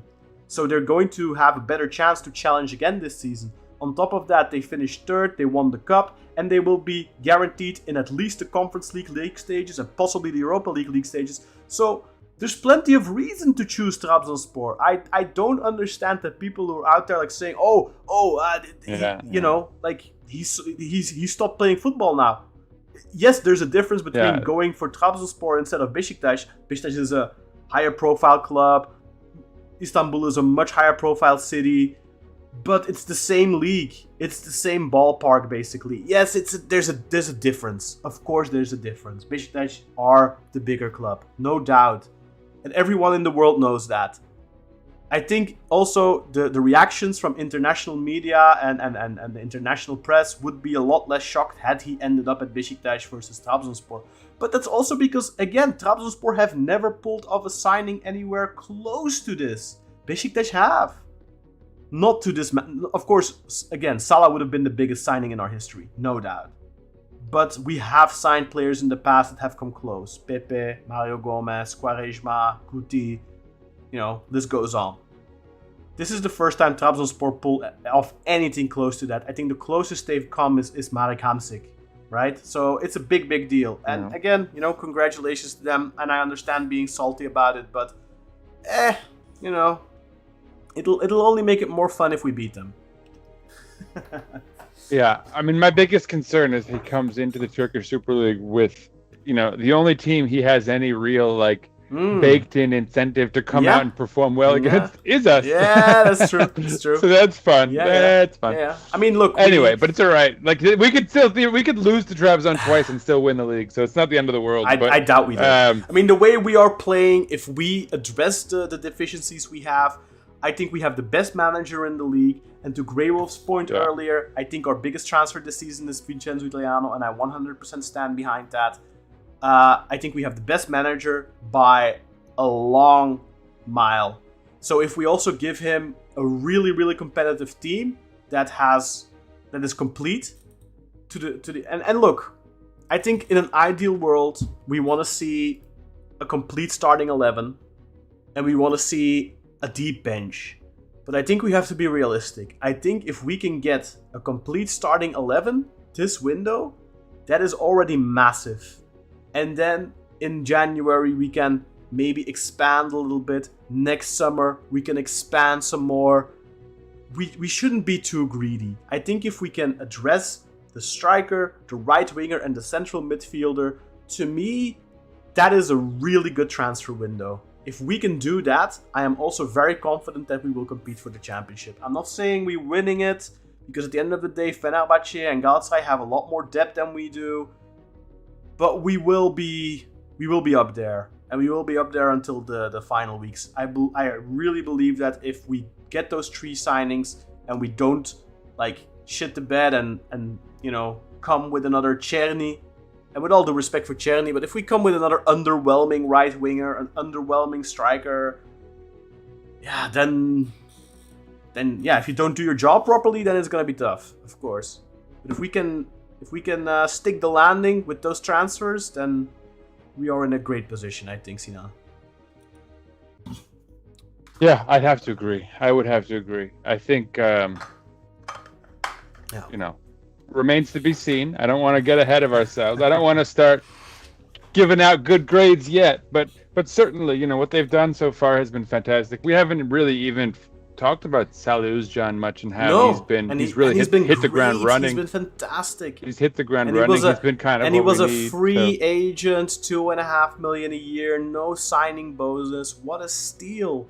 And then Alexander Nubel, Nubel, what a signing! And we haven't even seen Trossard, and right? Our biggest signing. Yeah, and that's right. Yeah, and I mean, you look at guys like Murillo and Junior Olaitan. Everything's kind of panning out pretty well for us. So look, I mean, we obviously, nothing is written in stone yet. Things need to be done still, but we're on a good path. People shouldn't be panicking too much. I talk about being salty about Mo Salah, but just because. What a fantastic opportunity that would have been. But obviously, you can't be too salty about passing up on spending that much money and all the other caveats. I mean, already one had to have been on the fence about Mo Salah before, just given the squad imbalance and the salary imbalance and you're theoretically building a good core of players who are kind of on the same footing, and then you put a guy in who's like the kind of de facto, but I mean, look, a legend in the game. Look, I would have been psyched about my opinion on that is not going to change because he signed for a different team. I am convinced that if he would have come, yes, there would have been a discrepancy there. But there's a difference between paying Mason Greenwood $10 million a year when everyone else is on $3 million a year. And the difference between paying Mohamed Salah. Mo Salah, it's more fucking Salah, man. No, I don't believe any. No, that's what I'm saying. Any issues would have taken issue. Even Trossard, I think he would have been. It's Mo Salah. He's arguably the best player in Premier League history, or at least together with Kevin De Bruyne in the last decade, the best player in the Premier League. Whether he's the best player in Premier League history is up for debate, but last decade. Him and De Bruyne are 1 and 2, and you can argue about who's 1 and who's 2, but Like, and that's why I think it's healthy to be a little salty, because it really was a fantastic opportunity, and we can't. People who are trying to like go overboard, shitting on Trabzon, or shitting on Mo Salah, like we know they would have been bragging probably twice as much as these Trabzon kids are. If we'd gotten them. So it is what it is. Like, let's just like let it go and hope for the best. But still, right? Like, for me, what needs to happen is let's make these moves. Let's get on with it. Let's fill out this roster so that we can confidently know going into the season we have what we need. And that's, for me, what's missing still. But they can still fix it. We're by no means too late. So just hurry up and get the job done. Let's put this whole saga behind us. And all right, let's. I'm gonna see if there's any comments we need to check. We need to comment on. I can only go back so far in my YouTube chat window, so I do apologize if I miss out any questions. So Erdal started off with Merhaba Beşiktaş Vlahovic alacak mı bilgimiz var mı? I think he said. Look, guys. I mean, whether or not Vlahovic will come, we have no info on that. I think it's clear that he's our number one priority. We have waited this long for him. I think we will wait a week, a couple of days more. And I think at the end of the day, if no major club comes in for him, like a Barcelona, like a Atletico Madrid, and for me, this is also why. I just saw the news earlier that Fenerbahce have an agreement with Vangelis from Pavlidis from Benfica, but they don't have an agreement with Benfica yet. But I read the other day that Atletico Madrid would be interested in Vlahovic, but they have to sell Sørloth first. So my fear was, one, Fenerbahce need a striker. My fear was they will go for Vlahovic. Or two, they will go for Sørloth, opening up the opportunity for then Atletico to go for Vlahovic. But if it's true that they're going for Pavlidis, or Endrick is also being talked about. So if they go for another striker that is not Sørloth, that is not Vlahovic, I think that significantly increases our chance. Obviously, if a top 5 league team that he's interested in doesn't make an offer for him, I think within the next couple of days, supposedly that he set a deadline for himself for the 10th, so that's Monday. I think we have a good chance here. We are right now the best offer he has, maybe even the only offer he has. And I think if we're just a little bit more patient, I think that patience will pay off. And that also seems to be the attitude that the club is taking. And at the end of the day, I think we have a big trump card with Vincenzo Italiano. They worked together really well at Fiorentina before. Italiano clearly wants him. I think that's going to give us the edge on clubs that are similar in stature. The fact that we have Italiano. So I think we have a good chance at Vlahovic. And I would not be surprised that within the next 10 days, Vlahovic is a Beşiktaş player. All right. Let's see. Hax Honcho said, let's go. Czerny needs to be replaced. We need finishers on this team. I mean, we talked about that to death already, right, Sinan? I think we all agree that we covered that. We definitely need that. Grey Wolf says, no, that we already talked about that.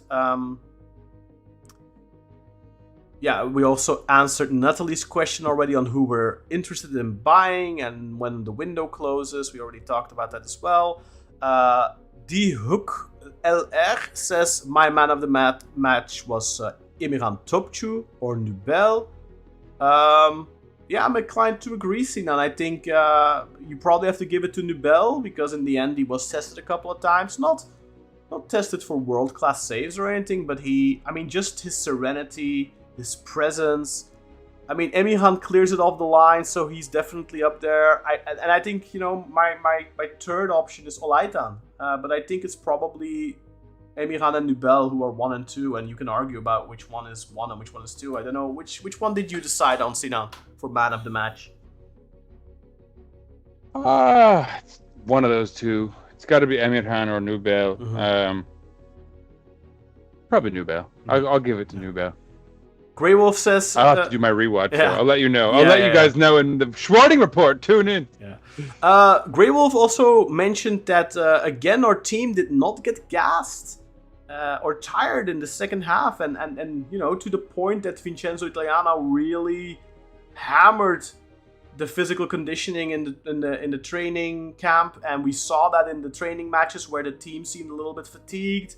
But it's already paying in dividends, Sinan, because we saw it in the 2 games against Midtjylland as well. And obviously, look, they were down to 10 men, so it's a little bit harder. But here we played with 10 men for 20 plus minutes, and we still seemed like the fitter team. And especially in the second half, you could tell that we were just physically much, much stronger than they were. Yeah, for sure. And that's going to be a great advantage going into the season for sure. No doubt. Yeah. Definitely. I think that's going to hopefully give us an edge in the long run, because, like we always say, it's a marathon, not a race, not a sprint. So, if you're the fitter team, yeah, that tends to bode well in the marathon, right? Sure. Let's see.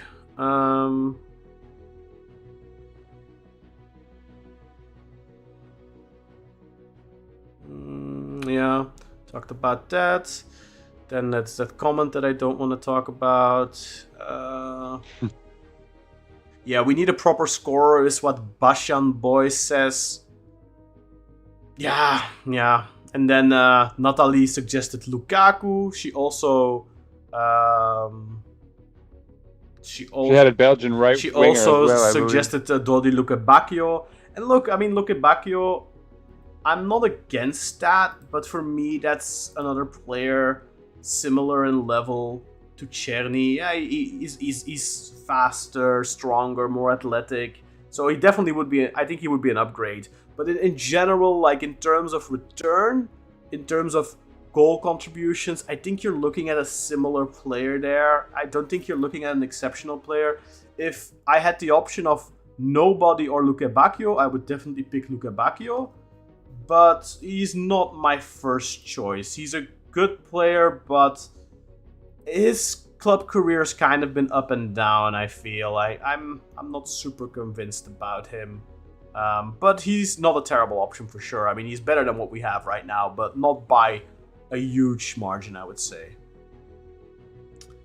And Grey Wolf says, in reaction to the poll, he would prefer O with a partner to compete with him. I think that's something that a lot of people prefer. Personally, I'm leaning very strongly towards Vlahovic. Also, in large part because Sinan Italiano wants him, and to me that is very important. And I still think that even if we get Vlahovic, I still think O will get plenty of opportunities. And also, I think O is the type of player and the type of personality that will do really well coming off the bench, because he's always going to give 100%. He's like somebody compared him to a pit bull earlier in the chat as well. And I just think that O is going to do well even as that second option off the bench. And you know, all those years ago we had Cenk, who was kind of the backup, but he was so important and he scored so many important goals. And I think O can be this team's Cenk, you know? Yeah, for sure. Yeah. I have a question here from D Hook LR. He didn't want to live in the city he plays for. Bro thinks he's LeBron playing for Philly but living in New York City. I mean, does he not live in Turin? Is that what he means? Because I think he would. I mean, given that he's very much a party animal, I think he would not be averse to living in Istanbul. Yeah. I mean, look, he clearly, you know, he has Barcelona on his wish list. I understand that's the biggest club in the world, arguably, together with Real Madrid. I don't think you can... we already talked about this. I don't think you can fault the guy. Natalie says O and Lukaku. I mean, we talked about that in recent weeks as well. I'd be all for it. But, yeah. Hey, Con, I got to go to a dinner plan, man. I can't... All right. No worries. Let's see. I'm going to see if there's any more comments that we really need to get to. Nah, I don't think so. If you have a question that you really want the answer to, send a super chat, and we will 100% answer it in the next broadcast. But we're a little strapped for time here. Sinan needs to go. Go check out patreon.com/Beşiktaş for extra members-only content, or hit the join button on YouTube. You can do that as well. But I highly recommend going for the Patreon option. You just get more bang for your buck there. Scan the QR code that I'm pointing at here. Join our WhatsApp community. There's so many Beşiktaş fans in there. We all speak English, so you don't have to worry if you don't speak Turkish. You will definitely be able to take part in the conversation there. If you're a new fan, just finding us, whether you're just finding the podcast or you're finding Beşiktaş because of, like Natalie, you just started following the club because of a player you really like. I highly recommend joining the WhatsApp community there. You will find all sorts of information. You can ask guys like Nathan Davies and all other non-Turkish Beşiktaş fans who have found the community and who the community really has enriched their experience as a Beşiktaş fan. So go and check that out. Go and join out. We even did a live watch along earlier today. So lots of fun activities for members if you're in the community. And that's it for us for this week. Thank you very much for watching. I'm gonna hand it over to Sinan Schwarting, who will sign us off. But thank you for joining us. Don't forget to hit that like button, guys, because I noticed there's lots of you watching. But those likes need to go up. If you're watching, if you're enjoying it, please like. And of course, comment, share, subscribe, all that kind of stuff. But definitely hit that thumbs up. Yeah, I think, first of all, heads up for the next Schwarting report. I don't know, maybe I'll get one out before. I mean, it's already too late. We're already into August matches. No, forget it. Wait for the end of August. It's coming soon. I have to give Le Financier time to craft his portion of the episode. Anyway, with that said, as always, and perhaps more than ever, more than certainly in the last 5 or 6 years, let's go Beşiktaş! Peace out, everybody! Special shouts to Ozkan, No Comment, Zerzavaci, Nate Dogg, Nathan Davis, Finish, Not the Swedish Kebab, Tristan Berkey Craig, Michael Berry, Umer, Mr. Positive Gunal, Tayfur Yaylagun, Sarper Özdemir, Efes Sezer, Özcan, the Twin Oğur, Atilgan, the Pope of Chicago Malak, Murder, Mert, Oğuz Özgürlük, Eray Gondur, Serkan Üzen, Ali J, Turkish Delight 28, Flacco 54, the Benefactor, Dara the Irishman Hensey, Mario 1 and a 2 and a 3 Vargas, Onur Seçer, Niall Tariq, Sebastian the Not Sporting Director Haynat, Omata K2H, Batman the Vigilante Turk, Nostradamus, Nasty Nas, Nasser, Le Financier, the Indomitable. I have to do this in the right order. Hold on. The Indomitable, the Indefatigable, the Indubitable, Le Financier himself, the Dutch Eagle. Shouts to everyone who tuned in. Let's go Beşiktaş! Brr, brr, brr.